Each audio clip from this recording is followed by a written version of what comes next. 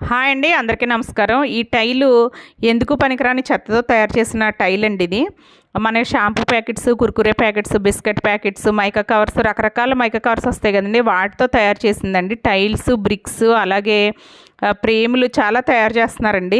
ఇవన్నీ కూడా ఇలాంటి చెత్తతో తయారు చేసినాయి అనమాట అండి. ఇవి నేను వీడియో పెట్టాను కదండి, నా దగ్గర ఇంచుమించు 2.5 టన్నుల మైకా కవర్ ఉందండి. ఓన్లీ మైకా కవర్ అనమాట. దీనికి ఏదైనా అవకాశం ఉందా అని నేను ఒక వీడియో పెట్టాను కదండి, దానికి ఒక ఆవిడ రెస్పాండ్ అయ్యారండి.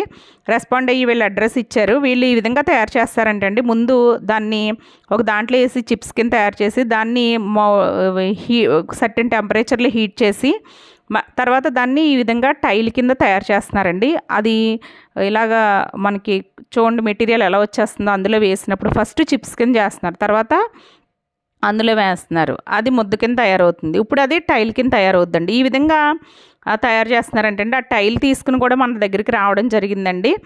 అది దాన్ని టెస్టింగ్ కూడా చేశారంటండి, టైలు ఎలా పనిచేస్తుంది ఏంటి అని. వీళ్ళు గుంటూరులో పెట్టారంటండి ఫస్ట్, తర్వాత ఇక్కడ వర్కౌట్ అవ్వట్లేదని మళ్ళీ తెలంగాణలో పెట్టారండి. అక్కడ చూడండి ఆయన అక్కడ మనకి ఎలా పనిచేస్తుంది ఏంటని కొట్టు కూడా చూసారండి.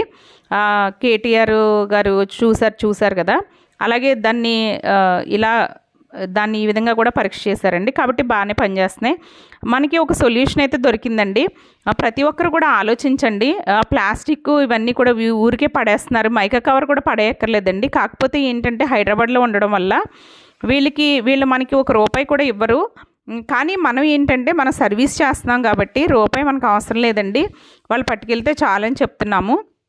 కాబట్టి నేను ఇది రెంట్కి ఇంకా క్లోజ్ చేసేద్దామని అనుకున్నానండి. షాప్ అయితే క్లోజ్ చేశాను, కానీ ఇది మాత్రం ఉంచుతున్నాను. ఎందుకంటే చుట్టుపక్కల వాళ్ళని కూడా ఎంకరేజ్ చేసి ఈ చెత్తని పక్కన పెట్టించి దీన్ని కంప్రెస్ చేసి రీసైక్లింగ్ పంపిద్దాం అనుకుంటున్నానండి హైదరాబాదు. ఎందుకంటే వాళ్ళ దగ్గరికి తెచ్చిన ఎవరైనా వాళ్ళ దగ్గరికి పట్టుకొచ్చి ఇస్తే కేజీ ₹4 ఇస్తున్నారంటండి.